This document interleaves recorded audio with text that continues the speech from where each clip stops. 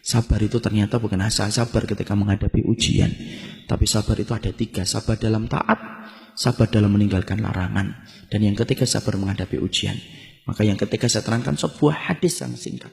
Orang yang mendapatkan ujian, Pak, sesungguhnya pahala mereka besar. Walaupun tidak sebesar yang pertama dan yang kedua.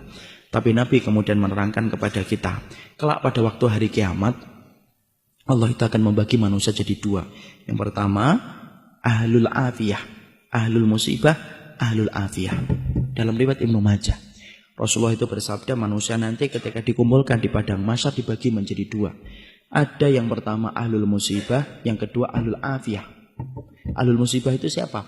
Orang yang di dalam hidupnya diuji terus oleh Allah. Sakit, bangkrut, dan lain sebagainya.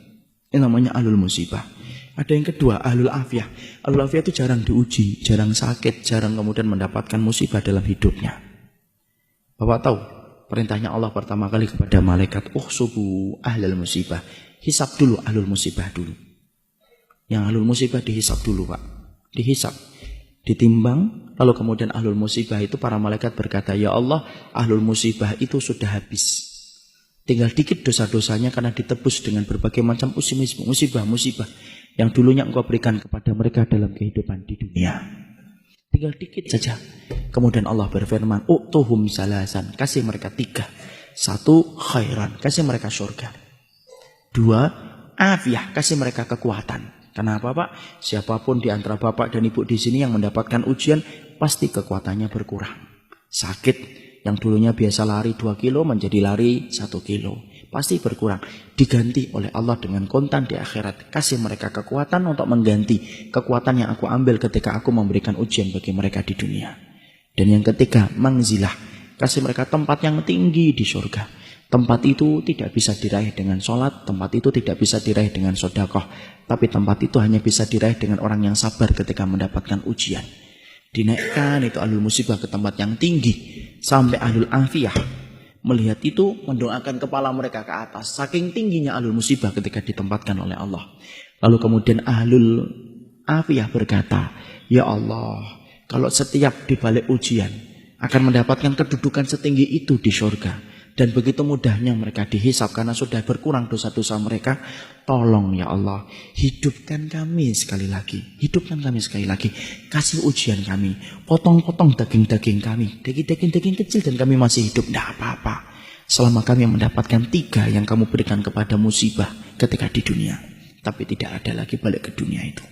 Disitulah kita paham, Pak. Ujian itu berat. Tapi barangnya kontan. Kalau kita semuanya disenangkan dalam hidup, Pak, malah kita bingung dari mana kita akan mendapatkan pahala kesabaran. Kalau Bapak punya istri langsung solihah, anaknya langsung hafal Quran, kerjaannya langsung lancar, malah bingung dari mana kita mendapatkan pahala kesabaran. Makanya kemudian kita kalau mendapatkan ujian, sabar. Saya belajar sabar dari ibu saya, Pak. Saya tidak bermaksud mensucikan siapapun di hadapan Allah. Tapi ibu saya dan bapak itu mendapatkan ujian yang menurut anak tidak ringan. Ibu dan bapak saya itu mendapatkan putra yang pertama Down syndrome, Pak. Berkebutuhan khusus. Anak yang kedua berkebutuhan khusus. Kakak laki-laki pertama saya umurnya 53 tahun. Kakak perempuan saya 43 tahun. Dan itu berkebutuhan khusus Down syndrome. Mandi harus dimandikan, makan harus dikondisikan, tidur harus disediakan. Itulah yang menjadikan saya tidak bisa keluar kota. Sampai beberapa lama, paling-paling setengah tahun baru sekali, 2 kali. Karena kemudian setelah pasca meninggalnya ibu, saya merawatnya. Tapi saya belajar dari kesabaran ibu saat itu. Saat itu saya ketika kecil, Pak, SMP, saya masih ingat, kadang-kadang ibu kalau makan di warung itu tidak pernah malu beliau. Selalu digandeng kakak saya. Dan tidak pernah ditinggalkan di mobil. Saya anak SMP, wajar, malu, Pak. Saya ngomong dan komentar, Bu ditinggal aja di mobil. Kan orang pada ngeliatin. Kan kita tahu, Pak, masyarakat Indonesia tidak bisa ngelihat sesuatu yang agak beda dikit, kecuali pasti dilihat terus. Ibu saya ngomong, tidak apa-apa, nak, biarkan saja. Ibu yang kemudian akan megangin, kamu duduk di jauh-jauh dari ibu, tidak apa-apa. Di rumah ibu bilang, tahu nggak, nak? Kadang-kadang tobat belum tentu nasuha. Kadang-kadang istighfar belum tentu hati kita khusyuk. Tapi kalau kita mendapatkan ujian, dititipkan anak yang semacam ini, kalau kamu sabar, tiap hari dihapuskan dosa-dosamu walaupun kamu tidak tobat dan tidak istighfar, selama kamu ikhlas dan ridho. Dan saya akhirnya Pak, setelah bisa di pondok, tidak ada perkara yang saya cari tahu pertama kali kecuali apa? Hisab orang yang Down syndrome dan hisab orang yang gila semenjak kecil.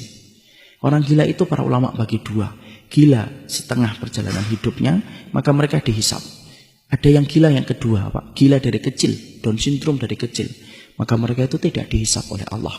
Mereka akan ditanya oleh Allah tentang satu pertanyaan saja.